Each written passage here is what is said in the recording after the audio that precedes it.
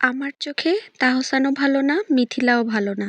বর্তমান যুগে সেলিব্রিটি থেকে শুরু করে সাধারণ মানুষের মধ্যে ডিভোর্সের প্রবণতা এতটাই বেশি বেড়ে গিয়েছে যে কিছু হলেই ডিভোর্স। বিভিন্ন কারণেই ডিভোর্স হতে পারে, তার মধ্যে মেয়েরা বেশিরভাগ যে কারণটা দেখায় সেটা হচ্ছে তাদের পুরুষেরা আর আগের মতো যত্ন করে না, ভালোবাসে না, অবহেলা করে। আর ছেলেদের প্রধান সমস্যা, তাদের আর নিজের ঘরের বউকে ভালো লাগে না, বাইরের লেটেস্ট ফিটেস্ট সুন্দরী শর্ট টপস পরা মেয়েদের তখন বেশি ভালো লাগে। আর একটা সম্পর্ক তিক্ততায় বয়ে বেড়ানোর থেকে দুজন আলাদা হয়ে যাওয়া অনেকটাই বেটার। তো এই পর্যন্ত ঠিকই আছে, এই পর্যন্ত আমিও ডিভোর্সের পক্ষে। কিন্তু আপনারা যখন স্বামী স্ত্রী থেকে নিজেদের একটা নতুন পরিচয় করার কথা ভাবেন, নিজেদেরকে মা বাবা হিসেবে দাবি করার চিন্তা করেন, অনেক কিছু আপনাদের ভাবতে হবে। যখন আপনি কারোর মা বা বাবা, তখন আপনার স্বার্থপর চিন্তা ভাবনা করার কোনো সুযোগই নেই। একটা ডিভোর্সের ভয়াবহ পরিণতি ভোগ করে তাদের সন্তান। মা বা বাবা দুজনেই একটা সময় পরে গিয়ে তারা নিজেদের জীবন নিয়ে ব্যস্ত হয়ে পড়ে, নিজেদের জীবনকে গুছিয়ে ফেলে, ভালো থাকে।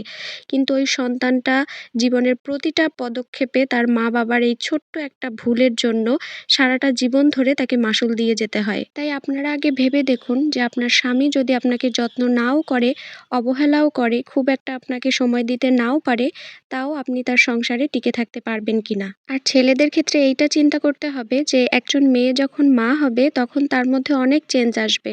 সে আর আগের মতো সবসময় লেটেস্ট ফিটেস্ট হয়ে বসে থাকতে পারবে না। সারা রাত বাচ্চাকে নিয়ে না ঘুমানোর পরে সকালবেলা তাকে আর দেখতে ঐশ্বরিয়ার মতো লাগবে না।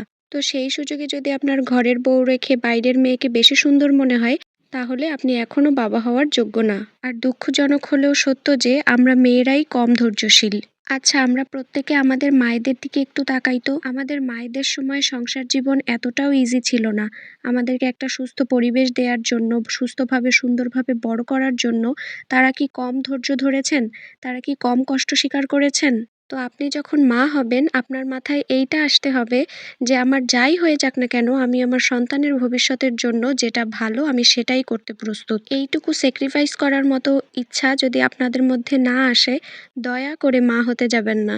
এরপরে আবার একদল এসে বলবে যে সংসারে বাবা মায়ের মধ্যে সবসময় ঝামেলা লেগে থাকে, একটা অসুস্থ পরিবেশ থাকে, সে সংসারে কিভাবে একটা সন্তান ভালোভাবে বড় হয়ে উঠতে পারবে। আপনার বাবা মা যেমন আপনার কাছে সুপার ডুপার, আপনার সন্তানের কাছেও তার বাবা মা সবার সেরা। একটা বাচ্চা সুস্থভাবে বড় হওয়ার পিছনে তার বাবার যেমন ভূমিকা রয়েছে, তার মায়েরও ভূমিকা রয়েছে।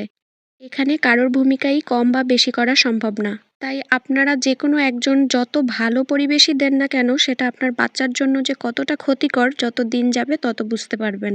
তবে হ্যাঁ, এখানে একটা কথা আছে, যদি কোনো বাবা বা মা তার বাচ্চার জন্য হার্মফুল হয় বা তার বাচ্চাকে সে অ্যাবিউজ করে, তখন সে চিত্রটা আলাদা। যদি এমন হয় যে আমার বাচ্চাকে ভালো রাখার জন্য আমার ডিভোর্স নেওয়া প্রয়োজন, তাহলে আপনি মা বা বাবা হিসেবে অবশ্যই ডিভোর্স নিতে পারেন। কিন্তু দয়া করে নিজেদের বেটার অপশনের আশায় একটা ছোট্ট বাচ্চার জীবন নষ্ট করবেন না। আর বেশিরভাগ ডিভোর্সই দেখবেন একটা সন্তান হওয়ার পরেই হয়। প্লিজ আপনারা দয়া করে আরও অনেক চিন্তা করুন, অনেক সময় নিন, তারপর নিজেদের জীবনে অন্য কাউকে নিয়ে আসুন।